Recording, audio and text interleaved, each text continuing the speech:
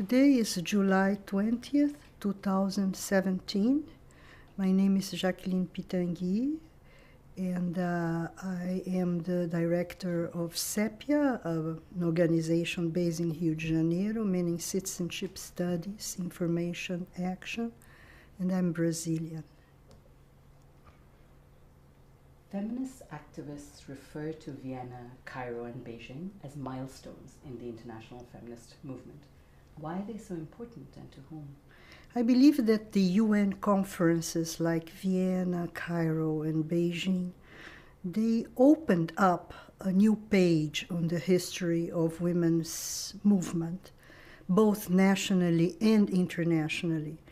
What was really, I would say, innovative in this moment is that there was like on a ballet, a perfect choreography between women's movements and groups from very different parts of the world with very different cultural, political backgrounds, languages, and yet we could all, in a certain sense, dance together following a script, which was we have to occupy these spaces at the UN arena in order to write a new history of women's rights, placing women's issues into the human rights realm.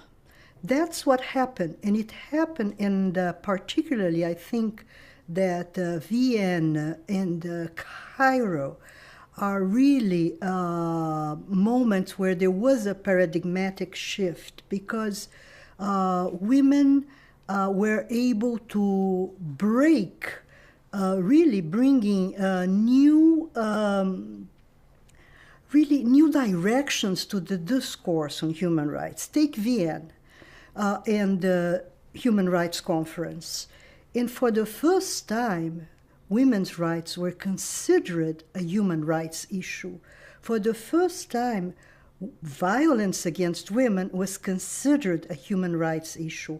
Well, that is really something that has such an importance, both in terms of human rights principles and public policies and legislation, that today it might seem just, very casual, but it was not. It was, just breaking a door that separated what happened within the home between individuals, which was not considered a human rights issue, and the redefinition of the scope of human rights that starts to encompass what's happening within the home. So the wars that took place in the home also became a human rights issue, not only the wars between nations or the conflicts. And also violence that was perpetrated between private individuals, like in a marriage, a man, a husband over a wife, this also became a human rights issue. And this was not a human rights issue. First, it was only what had to do with the state and the individual relationship, but not what happened between individuals. So this was really what I call a paradigmatic shift. And this happened again in Cairo.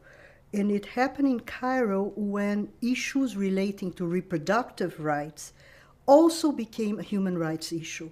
It was bringing the sphere of reproduction into the human rights discourse, into all this universe of human rights conventions, of human rights plans of actions, etc., with an enormous impact, both at national and international arena. Cairo was, I would say, a moment where women's movement really rewrote UN language. For the first time, you had the word gender in a UN document. For the first time, you had the concept of reproductive health introduced. We were not able at the Cairo conference to really rewrite and have sexual rights as a human rights, but we just set the basis for it. that would be then advanced in Beijing conference.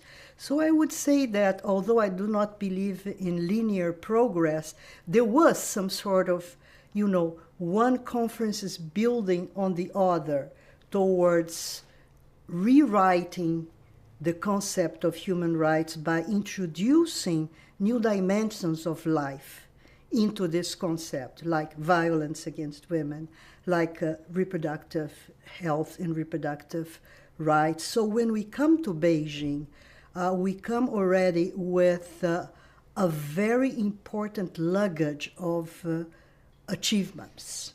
And Beijing, in some sort, kind of consolidated it. Speaking of life, how did your involvement in the international feminist movement influence you personally? Well, I think it was a mutual reinforcement dynamic, Of course, we live in a world that is connected, and fortunately, the doors of knowledge were open. So I was able, in Brazil, to get acquainted with the European feminist movement and with feminist writing in this country. And there were already some feminist works being done in Brazil, mainly related to women in labor. But I'm a sociologist. I am part of a generation that did a diaspora in Latin America. I lived in Europe, then I went to Chile, and then from Chile to Brazil. And I would say that until a certain point in my life, I was not really worried about the place of women in politics or in power. I was just worried about the big changes of power structure, dictatorship. We were living years that were really very hard and very difficult with dictatorships in Brazil, then dictatorship in Chile, and then coming back to Brazil and dictatorship in Argentina. And it was in the midst of this struggle for the redemocratization and in joining all the forces that were struggling for redemocratization that we understood, and then there is an influence of the international feminist movement, that we had to rewrite the concept of democracy. And in all these countries that were suffering from dictatorship, we women who were resisting dictatorship had a slogan saying, democracy in the streets, but also democracy at home. It meant that we were recognizing other forms of power, other forms of domination that will not cease once you have the democratization of the institutions.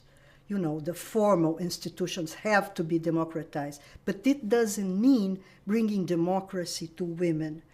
And we recognized in struggling for democracy that democracy in itself was unfair, and that there was some sort of a struggle that we women had, to really fight for. So I think that the international influence for the beginnings of my feminist activism have to be translated to the context. I mean, there was not an automatic translation. It had to be contextualized, where we were living, what were our strategies to struggle for democracy and to survive, and at the same time, how were we able to bring into this broad agenda of resistance and the democratization, to bring women's issues. And I would say that there are influences. In 1975, the fact that it was, the World Decade for Women named by the UN, and at that time and at that same year, For the first time in Brazil, a group of us organized a meeting where women's issues were discussed, specifically women's issues, in a country that was overwhelmed by dictatorship, and all we discussed was, struggled against torture, for freedom of press, etc., etc. And then we dared to say, okay, but we want to discuss the place of women in the labor, women in family law, women in violence, etc. And to our surprise, I think we were just opening up a pot, because this was already there by a number of other women, and that's how the movement started in Brazil. I would say that as the movement became more and more strong, and the world became more and more internationalized, we became political actors both at national and international scenarios. And I like to think that there is a mutual reinforcement and a mutual influence.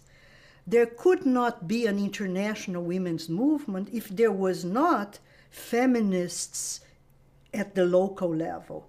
I mean, it wouldn't exist. And it is very important, I think, also because the presence of feminists from the global south, I think that brought a new avenue of possible dialogue, not a northern-south relationship, but really the possibility to exchange experiences. And I think that because we were also as mature as in coming out of a context of struggle that some of the northern feminists really didn't know what it was about, we were able to sit as equals, not as, co-players in the scenario, but as equal players. And because we have been equal players throughout all the conferences of the UN, is that we can talk about an international women's human rights protagonism, not divided by, the caucus, the forums, the various groups had women both from the north and the south. So given this deep involvement in the international women's movement, what would your message be for younger generations of feminists? Well, I think that speaking from where I come from Brazil, what we have been seeing lately is what we call a new feminist spring. And one of the first things that I think my generation, has to recognize is that they are different. And they come to the world of activism, of manifestation. They come to the street with different experiences, different dreams, different knowledges, different understanding of the world. So I don't think we have nothing to teach them. There's nothing, to teach, but yes, to exchange. To exchange, yes. Because, you can always draw on the past in order to build strategies for the future with the present, but don't throw the past away. And we are not the past because we are still players, and the arena thus has to have place for both our generations. What I would say specifically is that this is a generation that is in a hurry. Everything is very quick. Technology helps a lot. The sense of timing is different from ours.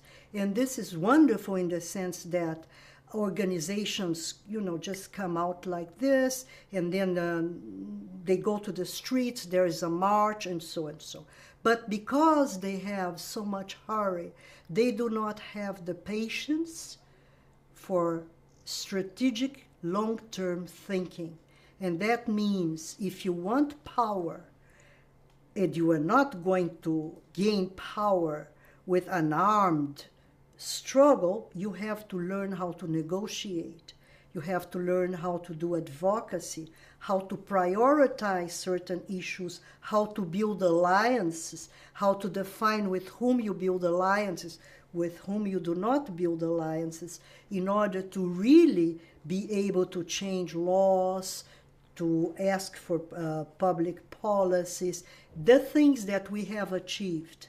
And so I think that while we have to learn from this new generation, we can also establish a dialogue in order to, transmit our knowledge of negotiation, advocacy, and advancement in a political context.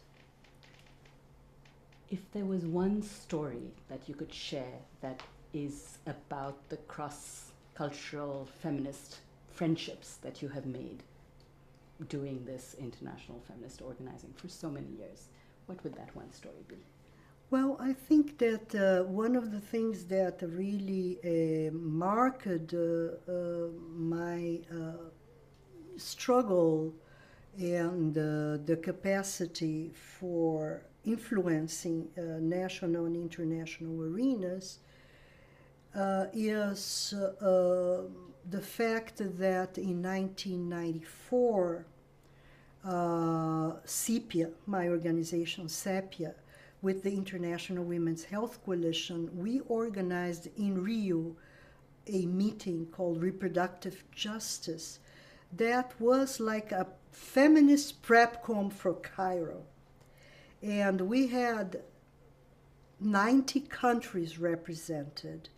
And we were able, out of our diversity, to develop a common agenda that later on guided us in Cairo.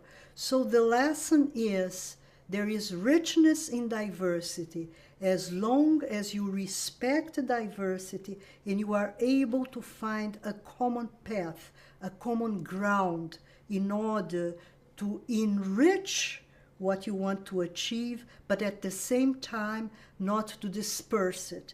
And this is what I think we were able to achieve in that moment that really marked my life, when I saw the possibility of us getting together there. Many of us didn't know each other, and yet to come and be, really building consensus out of our diversity.